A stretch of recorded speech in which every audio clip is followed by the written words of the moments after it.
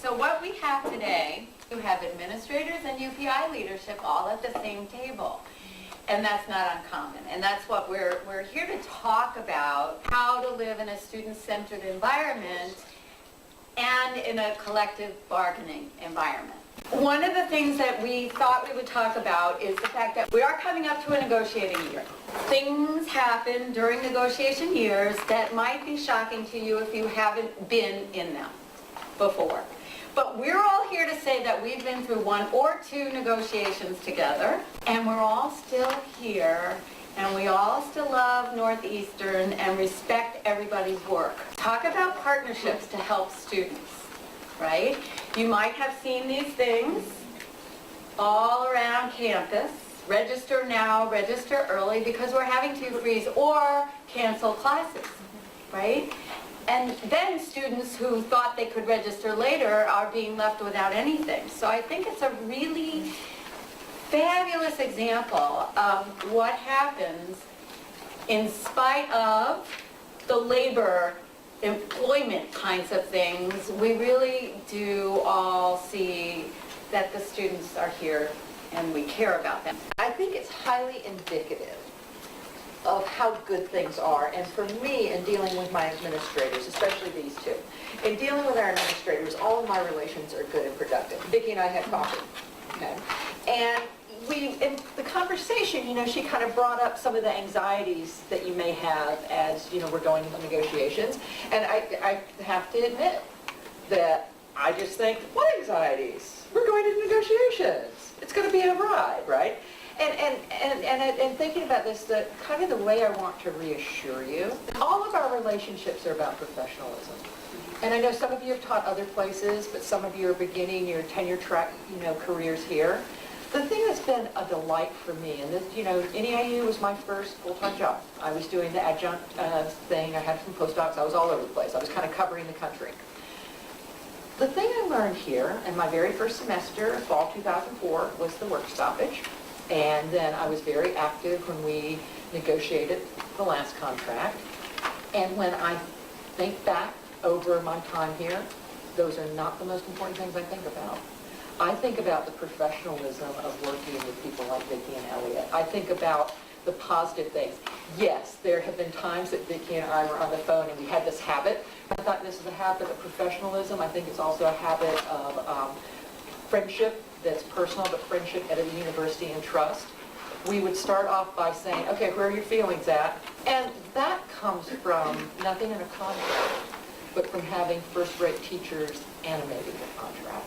And I mean, if you're ever in any way needing support, please go to me, please go to Elliot, go to Cindy, go to Vicki, go to anyone in the bargaining unit. Because I do think we have a long tradition, even through strife, of everyone being here for each other. And then I do want to say that I think the contract brings us about better teaching. I think our evaluation process is unparalleled. I think that we do a better job at that than any place. And I think the day-to-day stuff that we do, we work out wonderfully. So, yeah, if I'm being the insensitive union boss and not realizing this could be stressful to you, please let me know when it is stressful, because that'll make me a better professional too. And I appreciate that.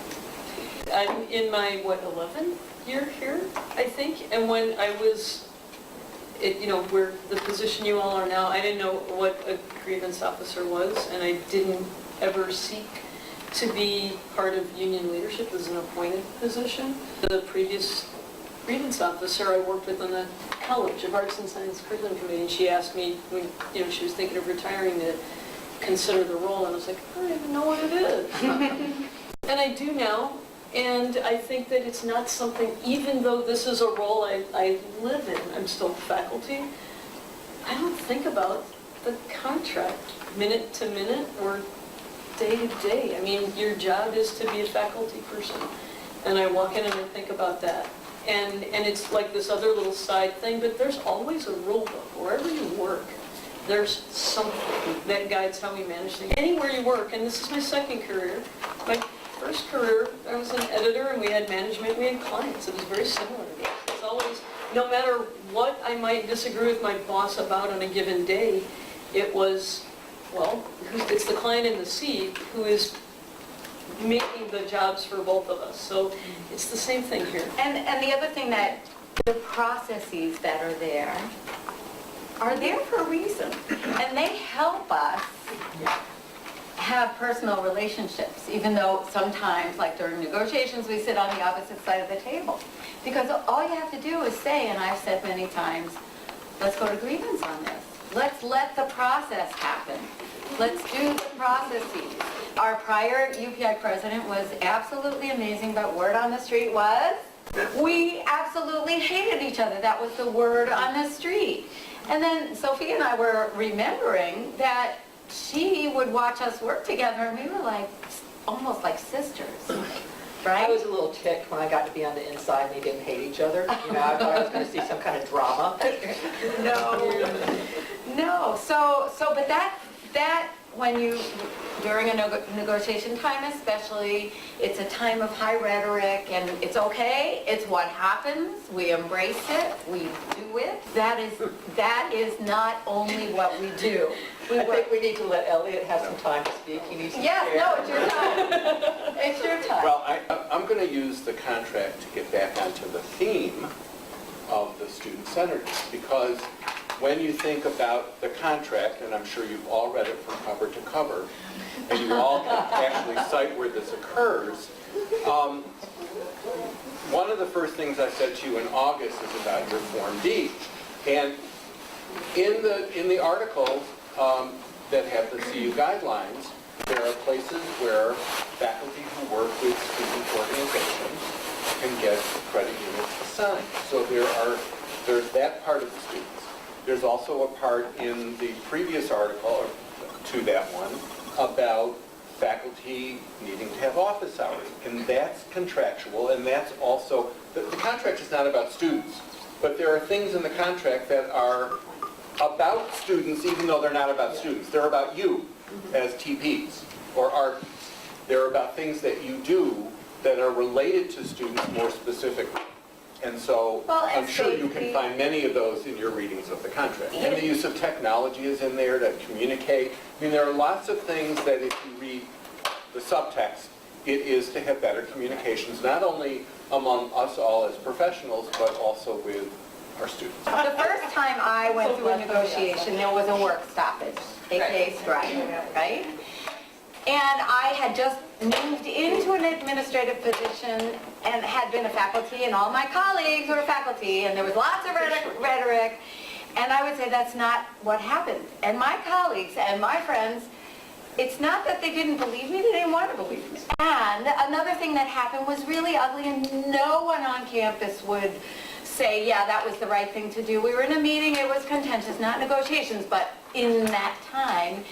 And this colleague who I had traveled with and done all this stuff with, and every time we saw each other on campus, you know, hug, how are you doing? And then it was, I opened my arms to give this woman a hug, and she pushed me back and said, I don't like what you're doing on negotiations, without having a clue, right? So she, I think, didn't know what to do with negotiations, didn't know where to put it in what part of her brain, and I totally didn't know what to do with it. It was painful for me. That doesn't happen to me anymore because I get it. And I think part of my purpose today is to help everybody get it. We should take the issues that are out there seriously, but just know there's a space for that kind of period every 4 years around here.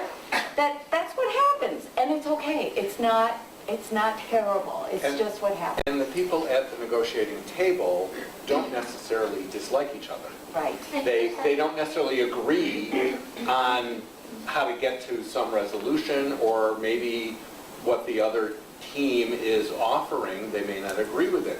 That doesn't mean they don't like each other. But some of the ways, some of the rhetoric that is used outside of the table itself is used to get people to participate. None of us who would be on an administrative negotiating team can, and actually no administrator can negotiate with you during negotiations. They cannot talk to you about, well, what do you think about this?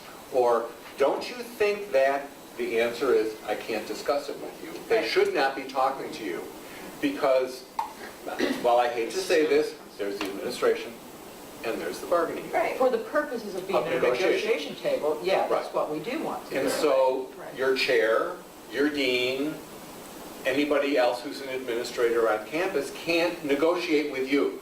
Right. They have to Now, if send you it to were me. to ask me a question, is it true that you said such and such during the last negotiation session? I could say yes or no. That's it. I can't go into it and I can't tell you things. Be aware that those kinds of things will occur. But that doesn't mean that the people who are at the negotiating table don't like each other, don't respect each other. It's actually the opposite. During that time, there are some times when perhaps individuals might want to strangle somebody on the other side, but that's all up here. That isn't anything that ever happens. And it's better to do it up here than to do it anyplace else, to be honest with you. Yeah, and kind of think about it this way. I mean, that story that Vicki was telling, it's a difficult negotiation for everybody to make.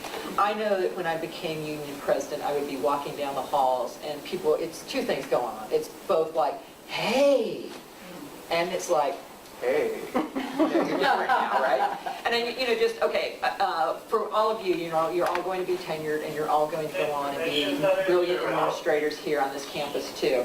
You really want to take a page out of Vicki's rule book. One of the things she did every morning was bring coffee to her department. And that's not prescribed behavior, but it's smart behavior. Whereas, some administrators would drive by and try not to make eye contact, and we still talk about them a little bit, right? But I think thinking about these personal interactions, and I think it's very important. I mean, one thing I've talked with Sharon about quite a bit, we don't want rhetoric to heat up to be personal attacks, okay? Sometimes there can be criticisms of office and the way someone is inhabiting their office. But it should be around policy, it should be around things that are good for our students and good for the university. And I think we're on that trajectory. I just have another quick one. So the work stoppage, how long did it last? And so presumably no one got paid during that time, right? Correct. And how long did that last? 3 weeks. Oh. And then they got paid. They were paid retroactively. Okay. Yeah. Marvelous. So I just have kind of two questions. One is like, what's the time frame for the next negotiation? No, I mean Your like, next question? yeah, so, That's yeah, something that we're kind of working out together right now. awesome. I think it would be ideal if we could be finished on time this time. Yeah, that was, When it's on me, August 1st. August 30th. 30th. August 30th is when Yeah. it's expired. and then- And when a contract expires, it doesn't mean all of a sudden there's no rule book. It automatically rolls over.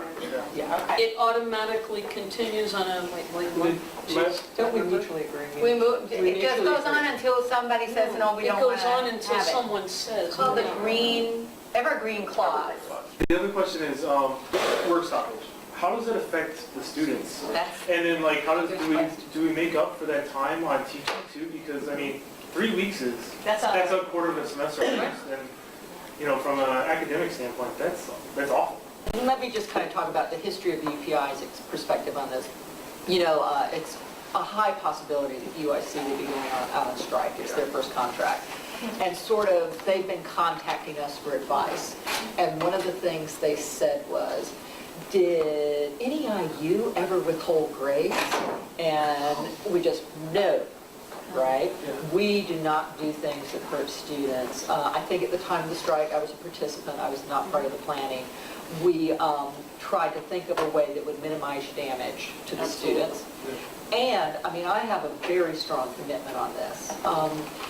We're a decade later with the 2014 contract.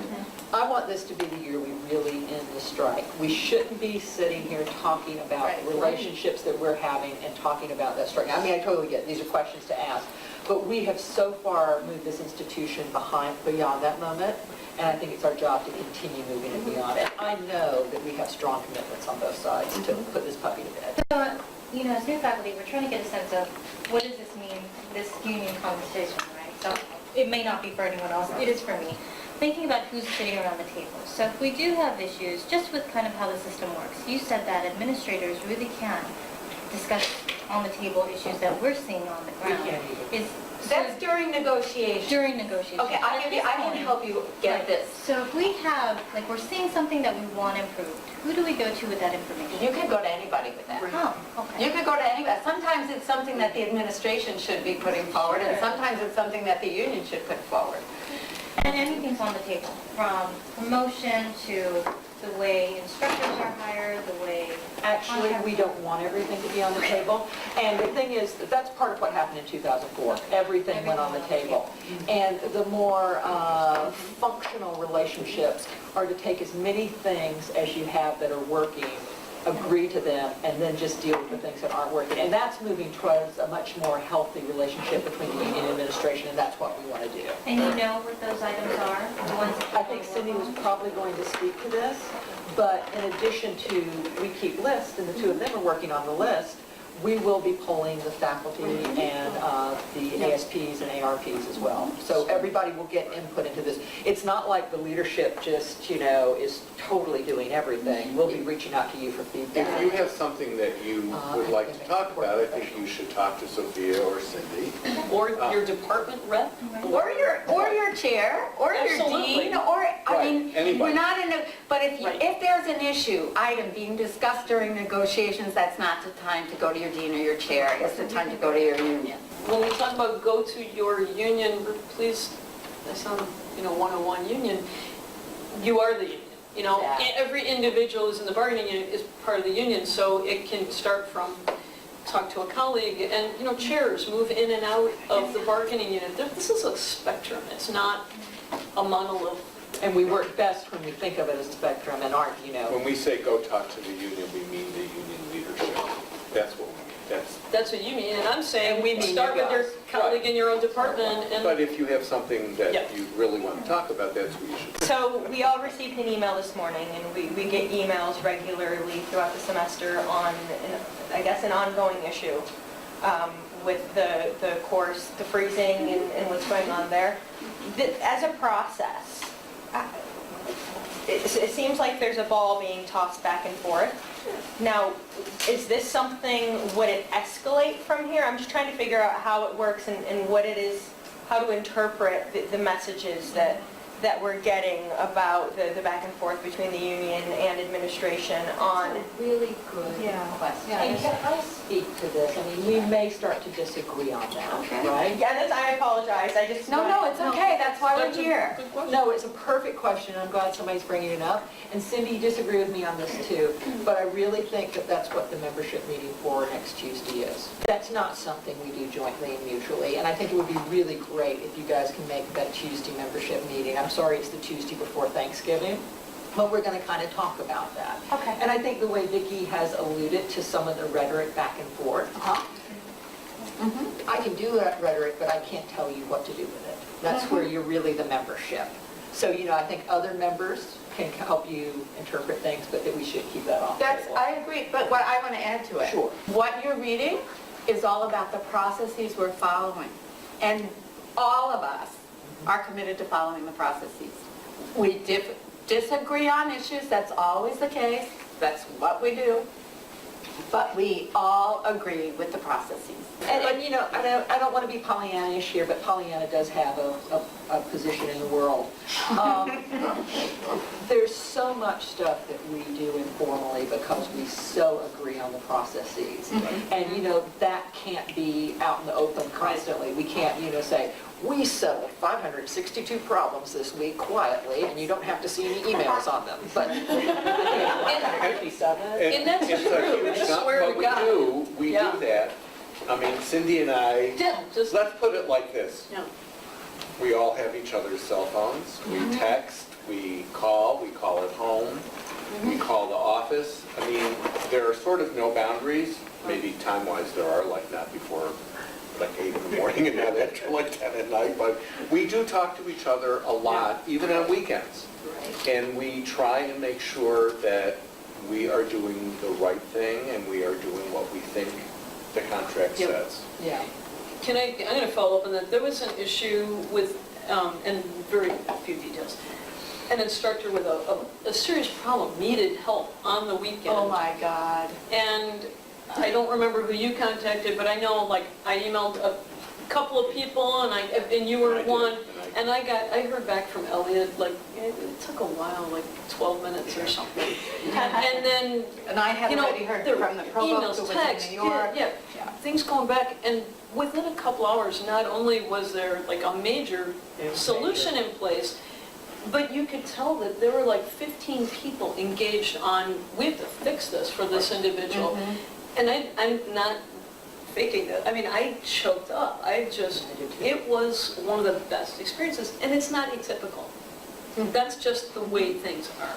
Great professionals dealing with it in the moment, and then an interrogation of the processes, right? And that's us at our most mature and our best. And I will say that, you know, we do handle a lot of things. We have weekly meetings, but we talk a lot, email. A year ago, there was an issue, and I looked at Sophia and I said, so please, would you file a grievance? And she did. That was the most, that was one of the best things we've done. But filing that grievance really changed some major practices on this campus that Correct. needed to be changed. And we knew that, but it's one thing to email someone and then email the person again, please, you need to remember to do this, please, you remember to need to do this. By using the process, it called in a larger sort of net of individuals, and it made everybody realize that it's not just one person, it's systemic, and that needed to change, and it changed. So we do use the processes that are available to us beyond what we want to do individually with each other. We use those to resolve issues. Who is our, I mean, I know you're our union president, I know you're a grievance officer, right? But who else is on? One of the things we're doing is we have representative clusters. So in your department, Tanya is your contact. And, you know, Lydia used to be, but now that she's gone into administration, you know, so that's part of why we have representative clusters, because people rotate out and then when people rotate back in. But Tanya should be your contact. Nancy Wrinkle is also a very good contact. Having been through some very ugly strikes as a public school teacher, I feel almost a double message of, you know, we understand the stress, but wait a minute, this is Chicago. Let me speak to the stress because we don't know what the process is. That's thing one. And thing two, you know, when negotiations start, when is that? What's the date? I'm waiting for the date negotiation starts and everything changes. No, No, you know, that, because, That and changes it's not for us anything to do with because we're any gonna be IU, working like it's crazy. previous experience too. We could start negotiations and be done in a short period of time, which would be very nice. We could have negotiations go a little bit longer, and you might never really hear anything other than updates. Yeah. But if things continue and if they were to get contentious, then you'd hear that. It just depends on what happens. It depends on what's on the table. It depends on what both sides are willing to deal with or not deal with. There were ugly parts the last time, but the ugly parts were targeted at basically the negotiating team and several administrators. And so there was a lot of rhetoric out there. And so the tenor of the campus was a little different. But people went in and did their teaching. Students learned. We finished the semester, we finished the summer, we finished the next semester, we finished 3 years worth of that. But in the end product is a contract that I think has a lot of merit. And there are, most of everything that's in there I'm pretty okay with. It is absolutely impossible for me to sit up here and say we will not go to strike, because we go into negotiations with them knowing that if I think we have to go there, we'll go there, okay? But I do want to say that this was such a collective process, and there are other people that I think equal the professionalism of the three people here, but I don't think there's anyone more professional than the three people here. Are you still represented by? No. Are you? No. We're not, Vicki and I are not. Administration is not represented by a union. But it doesn't mean we're anti-union. Right. And my husband's a faculty member, and I have told him often, You guys need a union. I mean, they get walked all over. I was a labor organizer in Central America, so Yeah. if anybody's pro-union, Right. we're pro-union. We're not pro all the rhetoric, and we'd love to just, sing kumbaya. That's never going to happen. But We it's could do it once. okay. Thank you guys for listening to us. Thank you. And I hope to see